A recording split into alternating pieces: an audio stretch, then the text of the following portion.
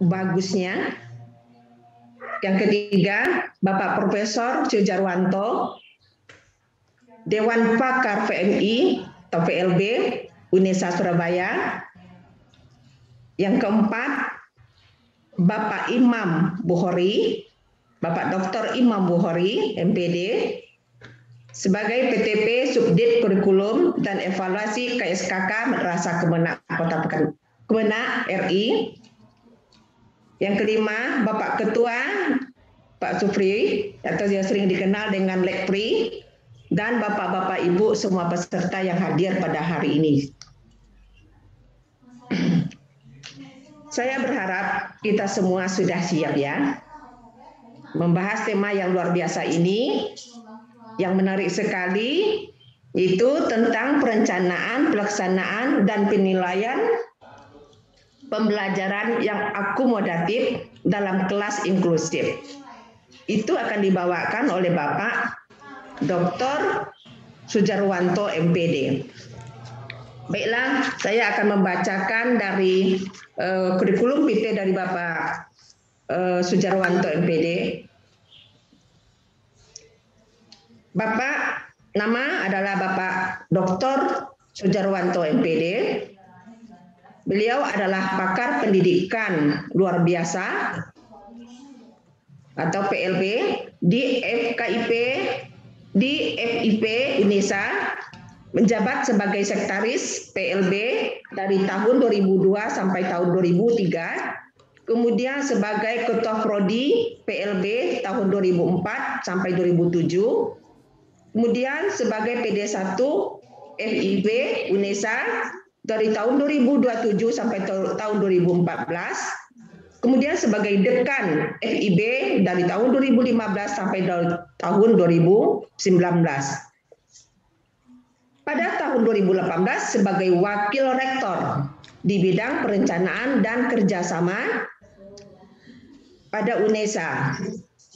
Beliau ini merupakan pakar dari PLB, baik tingkat nasional maupun tingkat mancanegara. Beliau ini merupakan banyak belajar atau berkursus di luar negeri, terutama pamannya pada negara-negara Spanyol, di Yunani, dan di Inggris, serta menyumbangkan edukasi yang ada di Thailand. Nah, itulah mungkin yang dapat saya sampaikan untuk kurikulum PT-nya, karena Bapak ini begitu banyak prestasinya, banyak sekali ilmunya, nggak mungkin saya sebutkan satu-satu. Untuk itu saya persilakan kepada Bapak Dr. Sujarwanto. Kepada Bapak kami persilakan. Terima kasih Bu Haja Asmarwati. Assalamualaikum warahmatullahi wabarakatuh. Waalaikumsalam warahmatullahi wabarakatuh. Selamat pagi. Yang saya hormati, kalau bahasa Timuran itu Mbak Yu ya, Mbak Yu Saktia. Iya, Bapak. Alhamdulillah, matur suwun. Ya, yang alhamdulillah selalu memberikan update progres terkait dengan kegiatan teman-teman di Kemenak. Mudah-mudahan sehat selalu. Yang saya hormati tadi Bu Ida ya alhamdulillah beliau kerso rawuh gabung dengan kita, itu luar biasa. Kebetulan saya juga di bagian perencanaan Indonesia, itu betapa kompleksnya di dalam menyusun kegiatan, kemudian bagaimana anggaran. Dan mudah-mudahan ini nanti saya memberi masukan kepada teman-teman Bu Saktia untuk segera itu ya, tadi kan sudah diberikan ruang untuk beberapa aktivitas yang bisa di-cover oleh beliau, yang bisa dimasukkan di perencanaan khususnya untuk tahun 2022. Kemudian nanti ada juga Bapak Dr. Imam Bukhori, alhamdulillah beliau akan langsung berhadapan dengan kita semuanya. yang tidak lupa, ya tak lupa juga Mas Pri yang selalu berkomunikasi dengan saya, juga Pak Imam, dan ada juga nih Pak Aris yang juga selalu berkomunikasi. Dan Bapak Ibu semuanya yang alhamdulillah pada pagi ini dalam konteks sharing ini sudah kelima ya. Dan tidak kalah pentingnya adalah teman-teman dari inovasi yang sudah mendrive kegiatan-kegiatan di Kemenak, dan saya ucapkan selamat untuk teman-teman di inovasi, mudah-mudahan lancar program-programnya. Teman-teman, Ibu Bapak sekalian, saya tidak istilahnya tidak mengguru gitu ya, tetapi kita sharing hari ini, kita belajar bersama-sama, yang positif kita ambil, yang kurang itu nanti bisa menjadi bahan diskusi untuk kita semuanya. Karena ngurusi anak-anak yang sekolah reguler, kemudian ada anak-anak yang luar biasa ini memerlukan perjuangan yang luar biasa. Jadi sebetulnya apa yang kita lakukan, apa yang Bapak Ibu kerjakan ini adalah salah satunya adalah merujuk pada, mohon maaf kalau saya salah, surat Abasa ayat 1-11 yang itu menjadi dasar kita melangkah memberikan layanan yang terbaik untuk anak-anak berkebutuhan khusus. Mohon izin ini saya sampun kelihatan ya? Sudah kelihatan ya? Sampun Pak, sampun. Jadi kata si Alahan itu, guru yang baik itu adalah guru yang bisa mengajar semua siswa gitu. Itulah challenge kita gitu ya. Jadi kalau Bapak Ibu mengajar jadi kita anak-anak kita yang tanda petik sebut adalah reguler gitu, tidak berprestasi gitu ya. Ini menjadi pertanyaan besar. Kalau di Surabaya itu ada SMP 1, ada SMA 1, ada SMA 5 terutama. Dia raw inputnya luar biasa. Tanda petik dia mungkin bahkan dia kalau heterogennya dia ke atas, bukan ke bawah. Kalau dia berprestasi ya wajar saja kan begitu. Tetapi kalau dia tidak berprestasi, justru itu ada apa gitu ya. Tetapi ketika kita mengajar di sekolah reguler, tapi ada anak-anak yang luar biasa. Lah ini tantangan besar Pak sekalian. Ini kalau di Bapak Ibu yang dikerjakan ini, itu bisa menjadi disertasi Pak sekalian.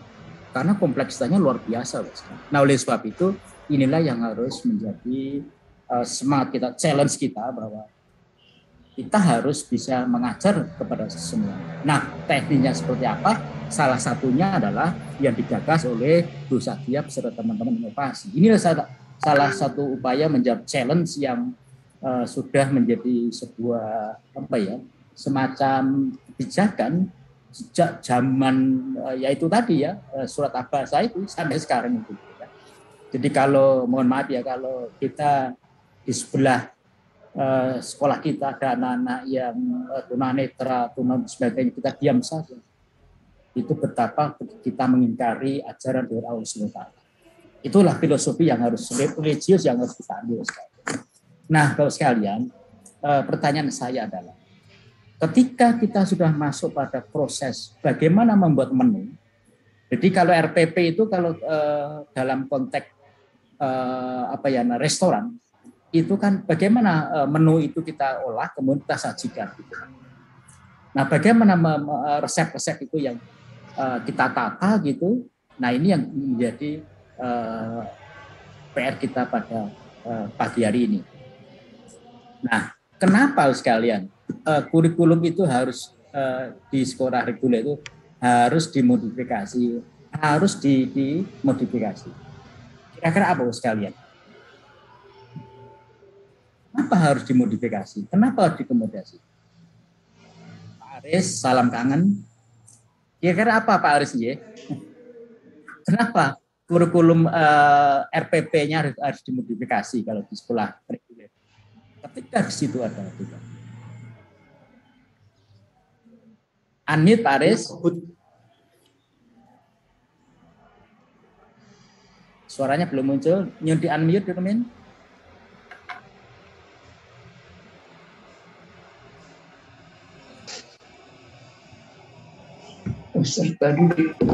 Ya, monggo Pak Aris, kira-kira apa itu? Ya, Salam kangen ini ya. Ya, perencanaan dalam pembelajaran harus selalu diupdate atau diubah karena memang dinamisasi dari peserta didik, dinamisasi dari sarana prasarana juga, dan juga dinamisasi daripada tantangan mendidik anak yang selalu berubah. Ya, Pak Aris, luar biasa. Terima kasih. Bagaimana ini bawang merahnya?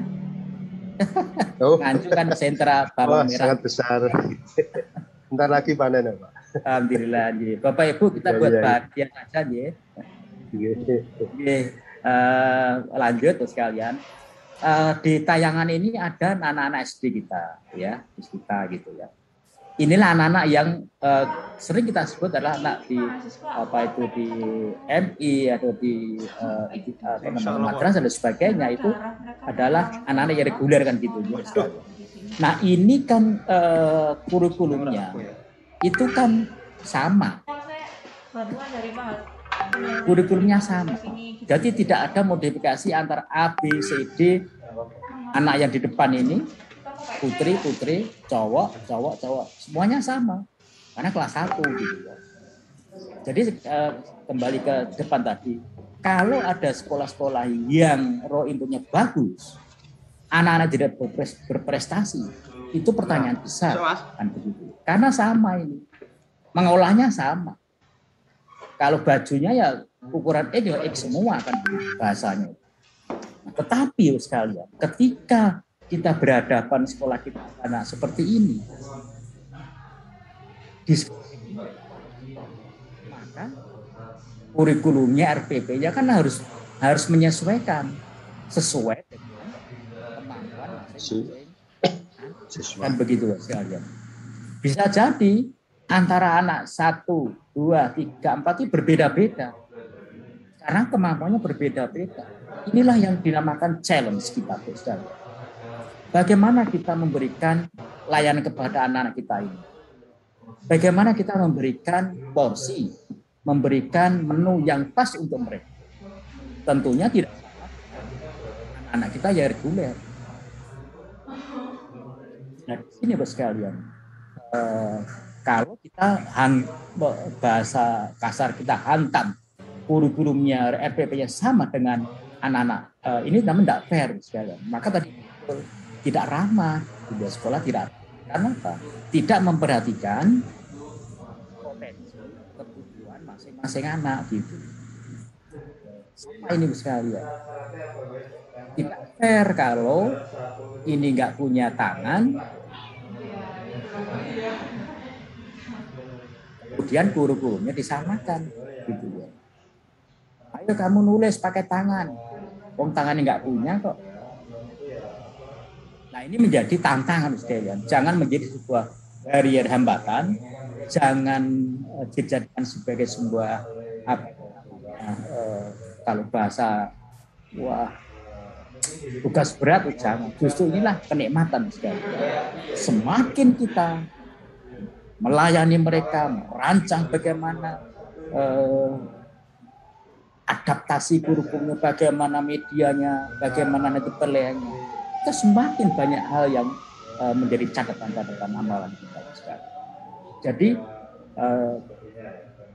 kita pertemuan beberapa bulan atau tahun yang lalu kita diskusikan bahwa ketika kita melayani seperti ini tidak sekedar hanya kita sebagai guru melayani sekalian, kan begitu. Tetapi ini kita mengejawantahkan apa yang tadi saya sampaikan ada surat al-Baqarah. Betapa setiap saat, setiap hari amalan-amalan kita itu akan selalu menumpuk karena kita melayani anak-anak yang baik ini. Jadi itu tadi Pak Aris betul bahwa harus disesuaikan dengan kondisi. Nah, anak-anak seperti inilah yang ketika kita berhadapan di reguler kurikulumnya, RPP-nya, itu harus disesuaikan dengan kemampuan. Nah, oleh sebab itu dengan kondisi anak-anak seperti tadi, Pak sekalian, sambil yang anak-anak yang luar biasa ini sekalian, dengan segala karakteristiknya, segala kondisinya, ada dua peta sebetulnya.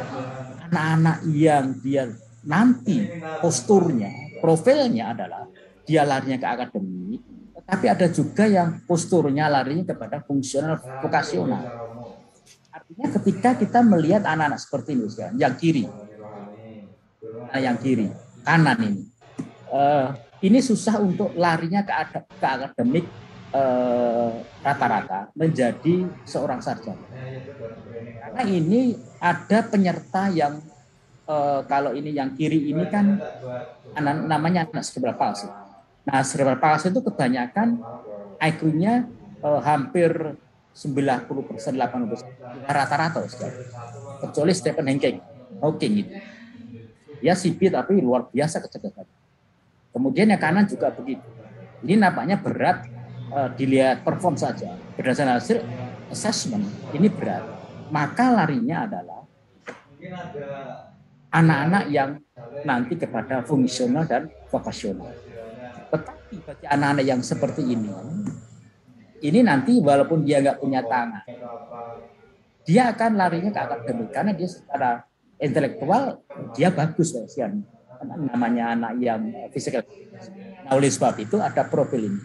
Nanti lari akademik, mana yang fungsional vokasional. Ini penting harus kita jadikan sebuah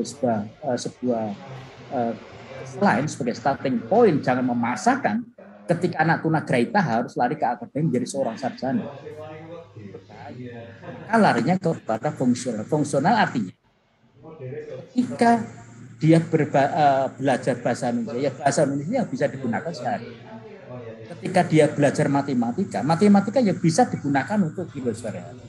Mengenal angka, tambah, kurang, dan sebagainya. Tidak sampai pada geometri, tidak sampai pada sinus kosinus. Karena lain fungsional kehidupan sehari-hari. Di samping itu juga anak ini untuk menjadi lari ke vokasional. Syukur-syukur bisa menguasai keterampilan tertentu. Maka ada program yang namanya di Kementerian kalau pendidikan itu ada yang namanya ngelas dan lain sebagainya. Karena di sini sekalian dia supaya mempunyai skill tertentu, dengan skill tertentu itu dia bisa mencari nafkah sendiri sehingga tidak menggunakan kepada orang lain. Nah, dua hal ini sekali yang peta ini yang harus menjadi renungan kita semua bahwa anak-anak kita itu tergantung kepada kondisi masing-masing.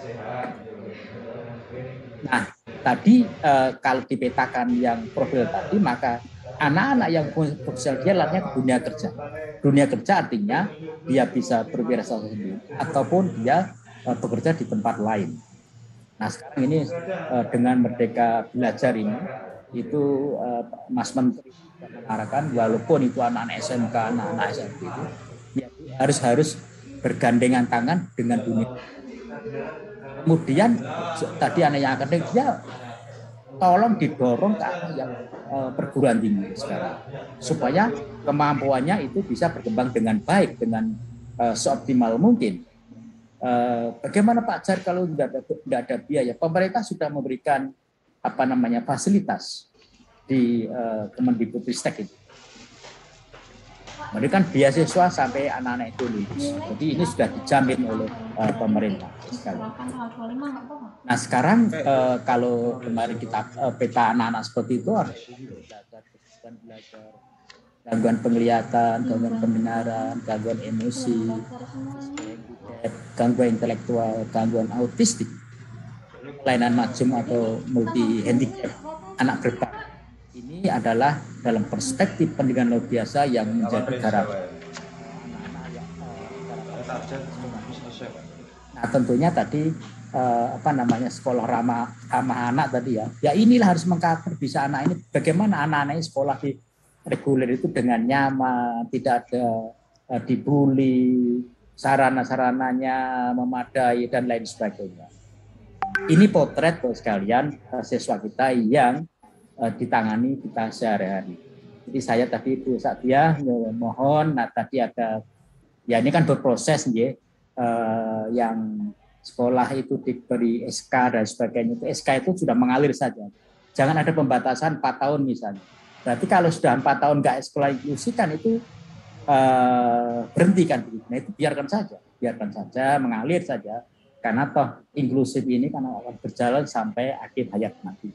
Yang akan memfasilitasi anak-anak seperti wilayah ini. Nah kemudian sekalian, pertanyaan besar. Nah, ketika keragaman anak-anak seperti itu, sekalian, kita harus menolak pada kurikulum. Ini yang dalam maksud tadi menunya, kalau bahasa restorannya resepnya oposisi gitu ya. Maka ketika kita meramu menu itu kita harus melihat yang namanya apa sih kurikulum itu gitu ya. Mengingatkan kita semuanya saja bahwa kurikulum itu perangkat rencana dan atau pengaturan pendidikan yang mencakup tentang tujuan, isi, proses serta inilah yang yang menjadi bahan nanti ketika kita akan menyusun RPP. Nah, di dalam konsep pendidikan sekolah inklusif itu ada konsep memodifikasi jalan gitu ya. Jadi berdasarkan konteks potensi kemampuan siswa yang ini tentunya pada pertemuan yang lalu sudah dibahas identifikasi dan assessment, maka akan melahirkan potensi-potensi bakat, minat, itu akan kelihatan. Nah, oleh sebab itu, ketika hasil assessment sudah muncul dari masing-masing anak, maka kita harus merujuk kepada kurikulum. Ya, kurikulum yang buat siapa? Ya secara nasional, gitu ya. Kalau di negara-negara lain itu ya negara bagian, tapi kalau kita kan sentralistik ya, kurikulum nasional, gitu ya. Nah, di kurikulum nasional ini kan standarnya standar anak-anak yang rata, mohon maaf ini mau di close di cut ya, yang dan di atas rata-rata ini kan ada sendiri. Jadi kurikulum standar nasional itu adalah peserta didik umum dan berfungsi yang memiliki potensi kecerdasan rata. Artinya apa? Kurikulum nasional ini akan langsung di breakdown kepada anak-anak yang reguler maupun anak-anak yang berkebutuhan khusus, tapi kecerdasannya ya rata-rata. Tunanetra rata-rata, kita ngikut sini. Kemudian tunarungu kalau dia IQ-nya rata-rata ke atas, masuk kurikulumnya menggunakan kurikulum standar nasional. Walaupun nanti ada modifikasinya, nanti kita cermati bareng-bareng. Kemudian ada anak tunadaksa seperti tadi. Tunadaksa kan ada yang yang macam-macam punya tangan, kaki, kemudian ada yang cerebral palsy yang mengalami kerusakan pada otak sehingga mengakibatkan motorik, kemudian kadang-kadang bicaranya gangguan, intelektualnya gangguan. Nah itu kan nanti itu masuk pada anak-anak di bawah rata-rata. Kemudian anak autis, kalau anak itu kecerdasannya rata bagus, dia menggunakan rujukannya kurikulum nasional. Nah kemudian kurikulum akomodatif yang di bawah standar nasional. Artinya ini diberlakukan bagi anak-anak luar biasa, tetapi kecerdasan di bawah rata-rata. Ya tunarungu, tunanetra di bawah rata-rata misalnya, dan terutama anak-anak yang tunagrahita atau anak yang Down syndrome, slow learner bisa masuk di sini ya sekalian, karena di bawah normal juga itu. Kemudian ada yang di atas kurikulum atau di atas standar nasional. Nah ini belum ada kurikulum yang di atas nasional, karena masih terjadi debat tebal ketika seperti apa sih kurikulum untuk anak cerdas istimewa. Itu kan sudah di break tahun berapa itu ya, anak-anak yang cerdas, sekolah-sekolah yang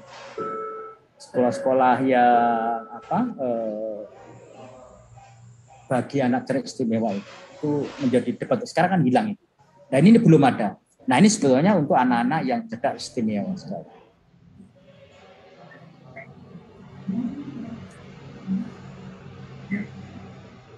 Kemudian sekalian, Bapak itu saya break sebentar ya. Mohon izin break sebentar ya. Karena saya harus ikut menyanyikan lagu Indonesia Raya sebentar. Oke, ya Pak. Ya, silakan Pak. Ya. Ya, silakan Pak. Oke, monggo Pak.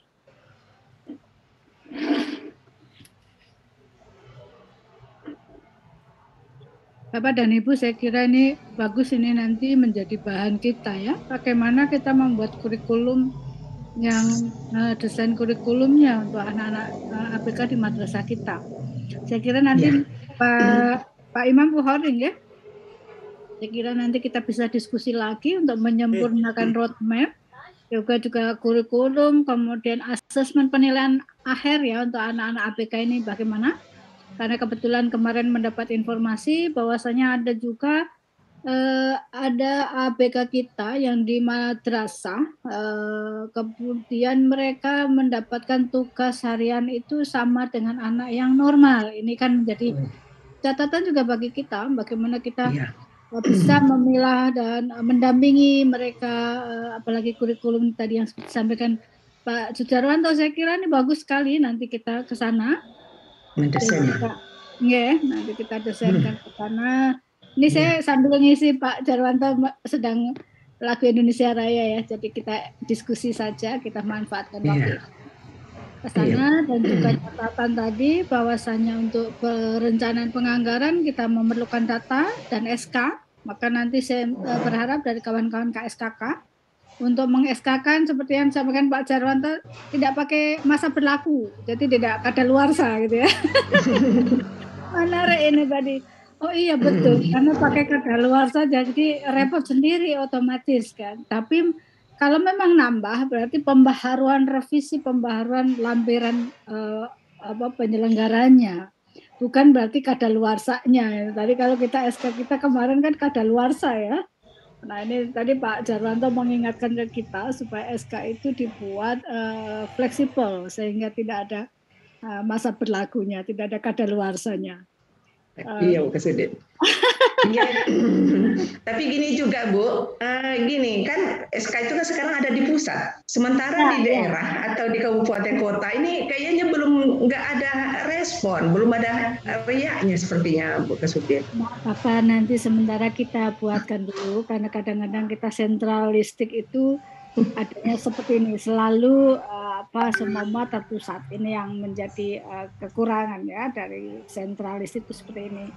Dan kawan-kawan di daerah kadang-kadang belum ada turunannya, belum ada ininya. Nah itu, tapi ini menjadi bahan bagi kita semua untuk nanti memperbaiki regulasi sehingga akan kita lakukan terbaik pelan-pelan. Kita memang tidak bisa merubah sesuatu dengan frontal, kita lakukan pelan-pelan.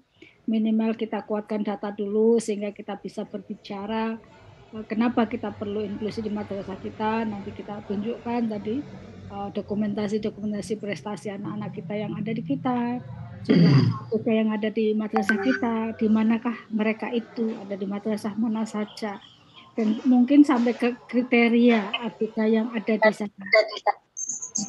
Menarik. Alhamdulillah ini hari ini mendapat kita masuk ya.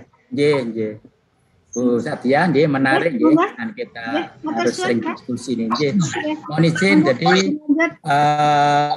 di tempat mungkin semua ya, di tempat dalam itu setiap jam 10 itu langsung di gedung itu ada woro-woro gitu untuk Indonesia Raya, kita berdiri menyanyikan begitu.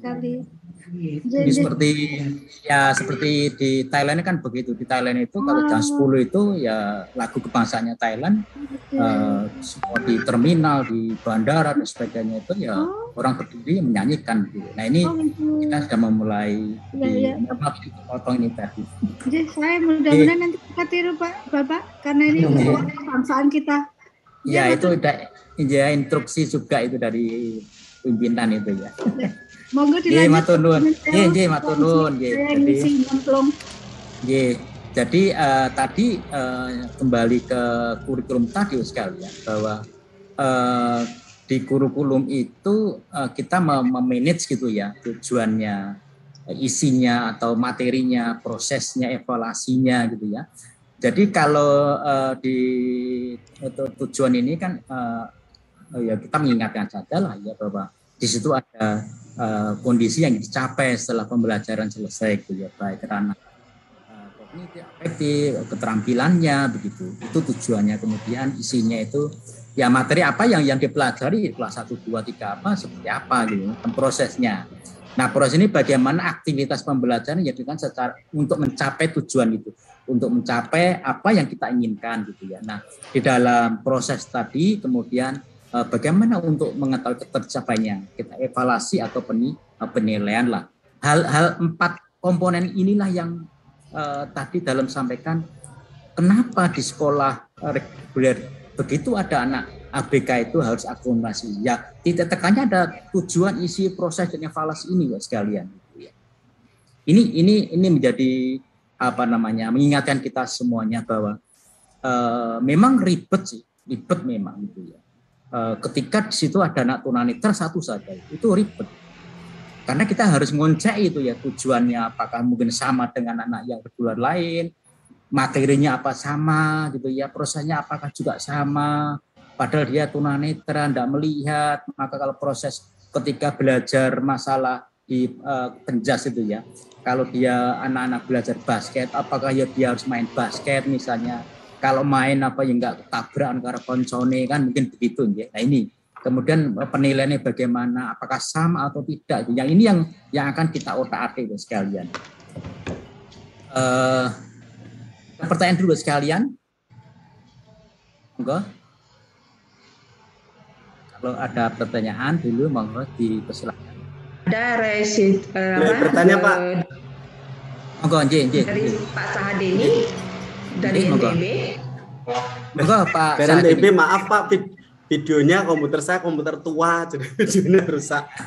Monggo Pak Deni. Saya tertarik untuk ini Pak, mumpung bertemu Bapak dari PLB. Saya Muhammadun Pak dari NTB Pak. Rekannya Pak Sahadeni dan Bu Mirata. Oh iya nggih. Monggo Pak. Tiang tertarik pada ini Pak, istilah kunci yang belum kebawakan, yang Bapak bawakan. Yang pertama adalah pada PLB itu sendiri, pendidikan luar biasa. Saya lihat di website Indonesia itu. Berarti kalau memaknai luar biasa itu terjemahan dari apa ya Pak? Extraordinary atau apa? Karena kalau di antonimkan dengan anak-anak reguler berarti anak-anak yang biasa saja begitu. Atau memaknainya dalam konteks pendidikan khusus itu saya tidak tahu kenapa prodi PLB di Indonesia memakai istilah pendidikan luar biasa dan bukan pendidikan khusus sebagai contoh. Atau bahkan pendidikan kebutuhan khusus begitu. Lalu yang kedua adalah pada istilah vokasi, tadi di PPT Bapak sangat menarik ini Pak. Kami yang praktisi-praktisi di lapangan ini juga kadang-kala tercampur nanti Pak, kalau di perguruan tinggi itu kan ada juga pendidikan akademik, program sarjana, dan pendidikan vokasi yang diploma 4 itu Pak, diasuh oleh sekolah-sekolah vokasi di universitas. Nah itu saya pikir tidak mengacu pada hal yang sama. Karena vokasi yang diasuh di diploma 4 oleh universitas di bawah program vokasi atau sekolah vokasi di beberapa universitas itu mengacu pada ilmu terapan. Sementara saya pikir dari keterangan Bapak tadi ketika Bapak menerangkan tentang vokasi itu adalah pada rutinitas pembiasaan anak berkebutuhan khusus itu untuk keterampilan hidupnya. Demikian Bapak, mohon dijelaskan. Terima kasih. Ada dua, langsung saja ini ya terkait dengan istilah ya. Ini ada sejarahnya apa panjang kalau cerita sejarah bagaimana muncul pendidikan luar biasa itu. Itu sebenarnya mengacu kepada kajian akademik yang berasal dari inisiasi negara-negara Eropa, yaitu special education Pak. Jadi kalau menerjemahkan special education ya pendidikan zaman khusus. Ya zaman dulu pendidikan luar biasa Pak, zaman dulu itu gitu ya. Maka muncul S1-nya pendidikan luar biasa. Tetapi sekarang nomenklatur sekarang ini sudah diganti menjadi pendidikan khusus Pak. Nah ini kita sedang bertransformasi beberapa perguruan tinggi yang ada prodi PLB itu sedang mengajukan ke kementerian untuk berganti menjadi pendidikan khusus gitu Pak. Tapi ada juga yang perguruan tinggi lain yang sudah langsung menggunakan prodi pendidikan khusus. Misalnya ada di Surabaya itu yang swasta nih, ada yang Universitas PGRI Adibuana itu sudah menggunakan pendidikan khusus. UNS juga sudah pendidikan khusus sejak lama. Itu yang pertama. Kemudian yang kaitannya dengan profil tadi, yang vokasional tadi, dalam artian yang sederhana Pak. Kalau ini yang vokasi di tempat saya itu ada Pak, namanya program vokasi itu ada 10 ya di UNESA itu. Artinya kalau itu anak-anak yang kiri tadi itu ya susah untuk masuk di program vokasi di perguruan tinggi. Karena vokasi ini dalam artian vokasi yang tanda petik yang keterampilan yang dikuasai secara sederhana, tapi itu bisa digunakan untuk mencari kehidupan sehari-hari. Iya, untuk kebiasaan misalnya mungkin membuat las, mungkin membuat bakery, roti ya seperti itu. Nah, ingatkan ini, kalau membuat roti nanti mereka jangan roti buatan made in anak tuna greta, jangan, tidak akan laku itu. Maka dibuat yang tidak menggunakan dibuat oleh tunanetra, tunarungu dan sebagainya. Itu pengalaman dulu saya memberikan masukan kepada ada sebuah sekolah, dia produknya itu jus dari apel. Tapi di labelnya ditulis produksi SLB tunagrahita itu. Itu orang beli jadi tidak begitu ramai. Kenapa? Ini buatan SLB. Nah, masyarakat kita itu masih hal seperti itu belum begitu belum begitu bijak itu. Kalau dibuat anak-anak seperti itu dan sebagainya gitu. Maka di produknya itu diganti namanya. Sehingga itu sekarang itu bisa berjalan dengan baik. Nah, kembali kepada tadi vokasi tadi vokasional maksud saya yang sederhana karena kemampuannya memang berat, Pak. Tetapi kalau yang masuk program vokasi itu memang dia sudah harus berbasis akademik gitu. Itu ya Pak Nun. Waktu kita tinggal berapa menit lagi? Iya. Kalau tidak ada yang untuk bertanya, langsung aja ya. Nanti waktunya terbatas ini ya. Langsung aja Bu Asman ya. Jadi Bapak sekalian, tadi kita harus menitik ketika kita akan mengakomodasi tadi kurikulum itu kan tadi saya sampaikan kita harus melihat tujuannya, materi atau isi, kemudian proses dan penilaian atau evaluasi. Nah, oleh sebab itu di dalam konteks pendidikan bagi anak-anak yang luar biasa masuk ke sekolah reguler, maka ada alur yang harus mau tidak mau harus kita lakukan. Yaitu begitu anak masuk kita identifikasi. Kita kenali anak ini mengalami hambatan apa. Apakah itu hambatan kesulitan belajar? Apakah anak itu mengalami gangguan penglihatannya atau gangguan pendengaran atau physically atau mungkin komunikasinya misalnya. Nah, setelah diidentifikasi ketemu ternyata anak ini tunanetra. Maka harus dilakukan assessment di situ. Kemarin sudah dijelaskan ya oleh teman-teman yang lalu. Bagaimana kemampuan anak-anak ini kita potret, baik kemampuan belajarnya, gaya belajar maupun perilaku akademik. Nah, kemampuan ini tentunya yang melakukan tidak hanya kita sendiri guru, tetapi harus melibatkan ini ada tenaga ahli, ada orang tuanya, siswa itu sendiri, guru pendampingnya melalui proses tes, observasi, wawancara, ngisi, kuesioner dan lain sebagainya. Nah, ini akan ketika sudah ketemu setelah dengan asesmen hasilnya, maka akan muncul profil anak ABK kan. Nah, dari profil itulah sekalian kita baru mendasarkan pada kurikulum, kita membuat perencanaan pembelajaran.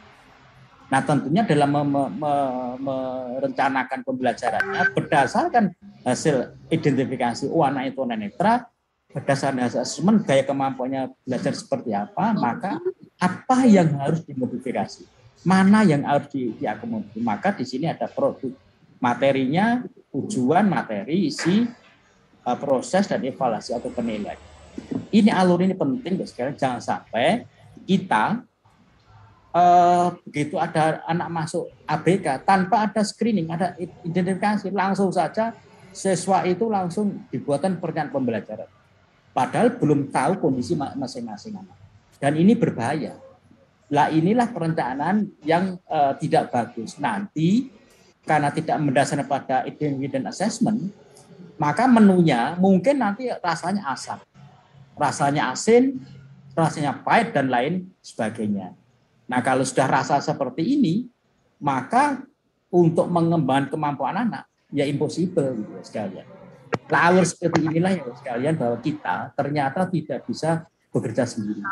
Maka harus melibatkan berbagai pihak, tenaga ahli, orang tua, siswa, guru pendamping. Tenaga ahli itu bisa tadi sampaikan, saat ini ada psikolognya, ada dokternya mungkin, ada fisioterapisnya, ada speech terapisnya. Nah sekarang pertanyaannya Pak Jan, langgonku itu madrasahku waduh kondisi kok, misalkan seperti itu ya, jauh dari kota di desa misalnya, apa ada tenaga ahli misalnya, akan jarang misalnya. Nah mau tidak mau itu harus bertumpu kepada guru pendamping atau guru yang menangani anak-anak itu. Nah oleh sebab itu betapa pentingnya program Bu Sadia tadi, Bu Ida tadi, ada penguatan kapasitas bagi kita semuanya, bagi teman-teman, bagi Bapak Ibu yang ngasto anak-anak di sekolahnya ada anak ABK. Karena ini penting. Oleh sebab itu pelatihan seperti ini, semi seperti ini itu sangat bermanfaat untuk kita semua. Tidak hanya buat Bapak Ibu, juga flashback untuk kami yang di perguruan tinggi sekarang.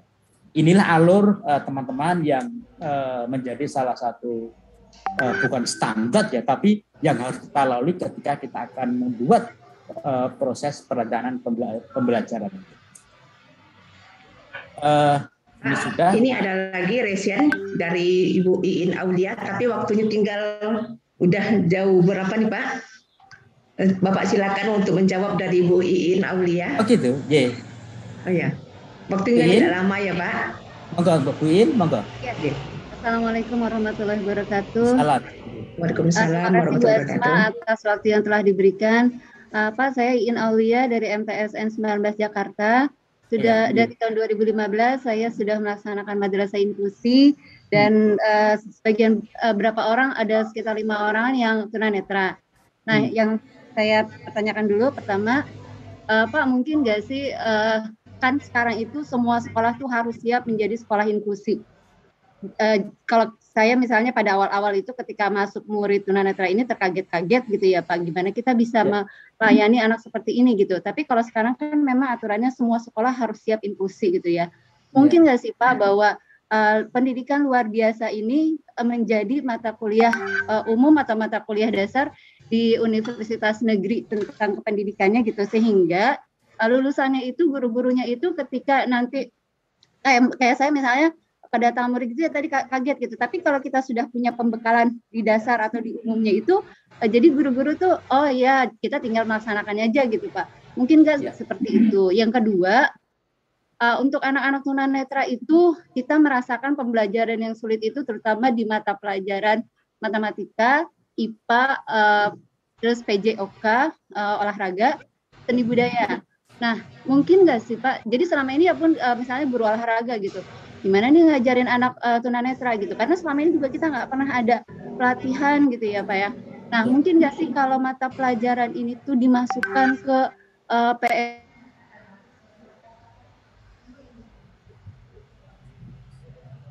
Termute Ibu. Bu In, termute Bu. Bu In, ya Pak ya, ya Pak gitu. Jadi guru-guru ini punya bekal dasar lah untuk melayani anak-anak ya, mungkin kalau kesulitan yang kami alami ya itu tadi di tunanetra seperti itu gitu Pak. Jadi mereka punya pembekalan khusus, oh kalau ngajar anak tunanetra tuh kayak gini paling enggak udah kebayang. Selama ini kan kita cuma ijtihad sendiri gitu Pak ya, benar salah wallahu alam gitu kan, seperti itu ya. Mungkin itu aja Pak. Terima kasih. Oke, Wassalamualaikum. terima kasih Bu In, dan luar biasa ini. Ya itulah dinamika ya di lapangan ya.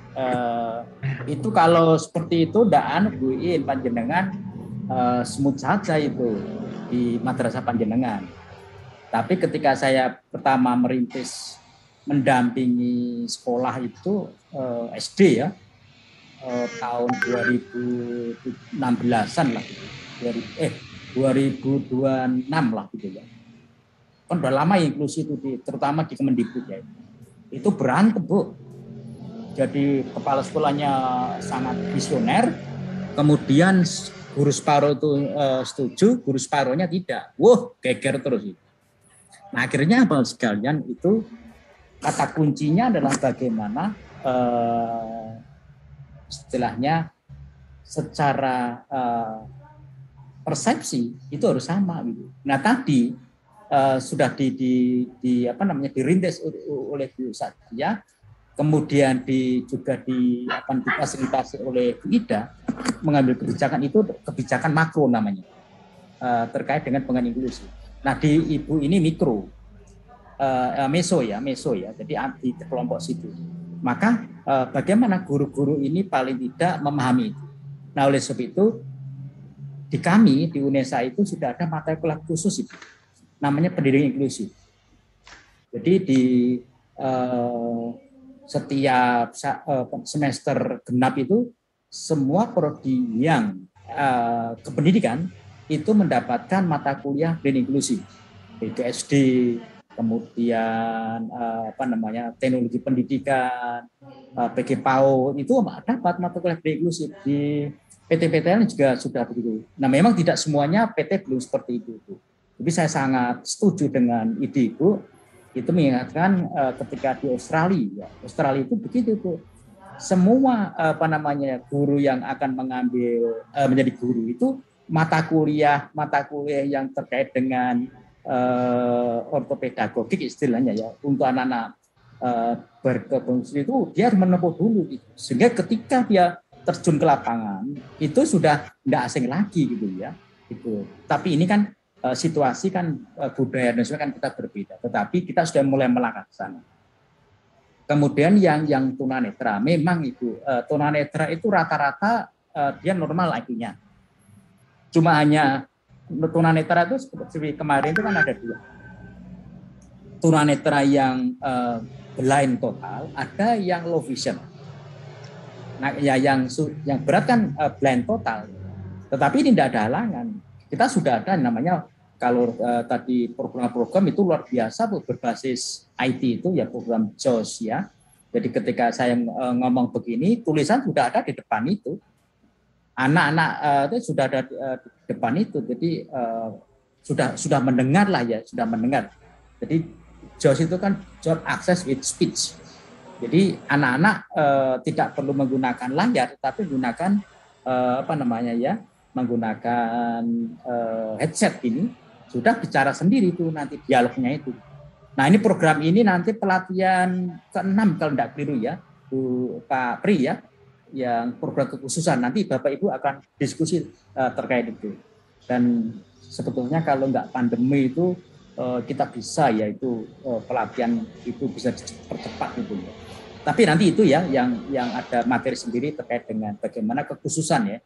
Namanya di PLB itu program atau kompensatoris ya, khususnya untuk anak. Di situ ada bina bicara, kemudian ada braille-nya, kemudian ada model perilaku dan lain sebagainya gitu ya.